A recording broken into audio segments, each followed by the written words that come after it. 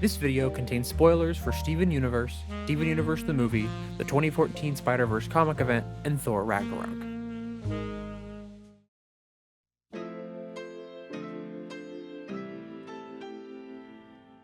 This past year, my partner finally got me to watch Steven Universe, and upon initial review, yeah, it's pretty good. This was originally a part of a deal of ours. I would watch Steven Universe, and we would play FF7, Remake, Rebirth, and watch the cutscenes of Crisis Core, an equal exchange. But going into Steven Universe for the first time, I really only knew 4 things. You can make a difference, you can make it right, you can make it better, and Garnet is a fusion. Yeah, so a majority of my knowledge about this show came from 3 sources. NBA edits to Stronger Than You, this comic, and of course, the change scene. Specifically the last chorus and the part where they orbit each other. So I was going in with a ton of knowledge.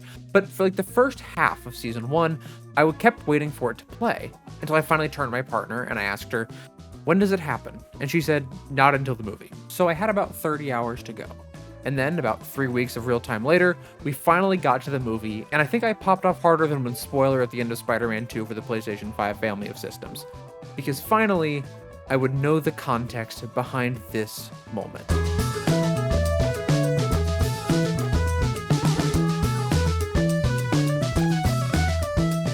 I think it's important for us all to agree on a fact before I continue. 2 things can be true at once. Now I know that sounds strange, but I think this needs to be said before I continue. This scene and the song Change is very much a culmination of the entire show. It's a real moment of self-reflection before we get the entire season that's about self-reflection and actualization in future. It's the moment that the last 6 seasons have been leading up to, this realization. It's Steven realizing the entire reason he was born is because he is able to do something that gems think that they're unable to do. Change. Humans as creatures adapt and grow, and gems don't. Or at least they don't think they can. That's why Steven is so important. He shows them that they can change and they can affect the world around them in a meaningful way that isn't just building an empire. It's the conclusion to the original show presented in a different way to a character that doesn't understand. This scene is the culmination of one of the themes of the entire show. You can make a difference. It's also kinda silly. Like, okay, why does he float in front of the moon like that? I don't know, but it's kinda funny. Like, the idea of it is funny, and the execution is also funny. The rotation around them is quite humorous because that's not an easy move to do in animation. Steven realizing that Spinel has to change and just changing the pronouns in the lyrics of the song. A little bit silly and kinda funny, and it's important to acknowledge that 2 things can be true at once. This scene is meaningful, the culmination of the message of the movie and kind of through a greater lens, the entire show, and also it's kinda silly. Why does he fly in front of the moon like that, and why does the sound effect play? But both of these things are true. I think it's important to mention if you're watching this video and either haven't seen the movie or just forgot, it also doesn't work. This song doesn't make Spinel stop fighting Steven. In fact, she causes the gem to explode because of how mad the song makes her. She stops fighting Steven because of the irony of the situation, her not being good enough for Pink, making her not good at all. She laughs and realizes that, yeah, it's kind of funny in an ironic sort of way. She doesn't change because of the song. And yet, it's still meaningful. In fact, I think it not working doesn't take away from the meaning at all. It does make it a little funnier, like he did all of that, and even then it didn't work, but it still has its meaning, because beyond being important thematically and beyond it being silly, it's another thing. Earnest.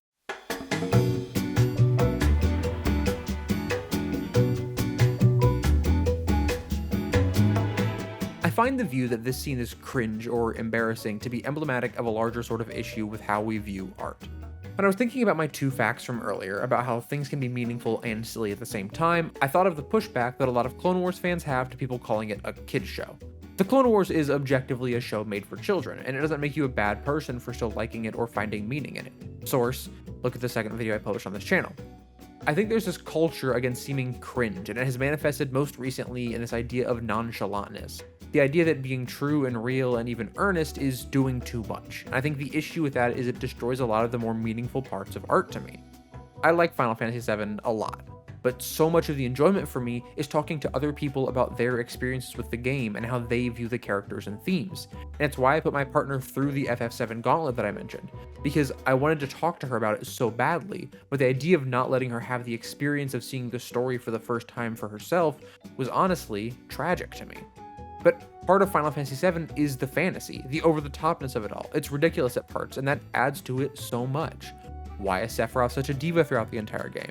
He throws a materia at Cloud and then does a loop-the-loop, but I also cried while playing Rebirth. Cringe culture is back, and in a way that I don't think is good. It's important to be passionate about things, and I think that kind of online common consensus that Steven Universe is cringe is really interesting to me. Because yeah, it has cringe parts for sure, but I think for a lot of those scenes, that's the point of the scene. One specific in future that I'm sure everyone who knows of thought about. But the show is incredibly earnest, and it takes itself seriously in a way that has you buy into it quite well. I recently watched a playthrough of Kingdom Hearts and Kingdom Hearts 2 that Penny Snapcube Parker did, not the dub, the actual Let's Plays. I think it's really interesting to see someone fully buy into Kingdom Hearts in such an earnest way. The game is inherently silly, and it's a funny concept, but it takes itself so seriously that you also kind of have to take it seriously. Final Fantasy characters and Disney characters are running around, and Sora's looking for one main thing, and that's his friends. But he wants his friends Riku and Kairi back so badly that he's going on this adventure to find them, and that means something. It's the reason the ending of Kingdom Hearts 1 hits so hard, not to spoil it, because the game buys into its own premise fully and completely, which in turn causes you to as well. Some of the most meaningful moments between me and my friends come 20 minutes after the silliest scene we've ever had on a Dungeons & Dragons game. The two go hand in hand, you just need to let yourself fully engage with what you're watching or playing. One of my favorite comic moments is in Spider-Verse, when a version of Ben and Mayday are fighting. Don't ask, it's not worth explaining. And when she says, "Does the phrase, 'with great power comes great responsibility,' ring any bells?" And he corrects her, "Must also come. A subtle but profound difference. There's no guaranteed link between power and responsibility."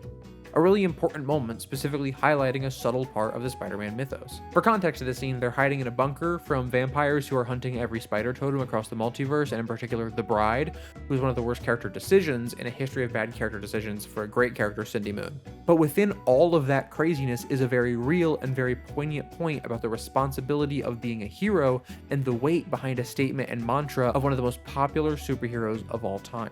I don't know, maybe I'm just a guy who makes YouTube videos who wants people to be earnest and real and stop pretending that being nonchalant and aloof are so cool, when in reality the crux of the human experience is connection with other people, and constantly making fun of everything you see as cringe or corny, which is really just a way of you saying it feels wrong and maybe even beneath you, is a really sad way to look at the world. Engage with things in a meaningful way and let things affect you, even if you don't think they should. Whatever that means. I've shifted a lot of how I engage with art over the last few years, and I think I really just wish people would let themselves enjoy things, even if some people would see them as cringe for enjoying them. I'm not going to fix this with a YouTube video, I'm not that naive. A lot of the people who probably need to hear this aren't even going to click on it because Steven Universe is in the thumbnail. But maybe art is more than hype moments and aura. The hype moments in aura, like, they're good though. Have you seen the end of Thor Ragnarok?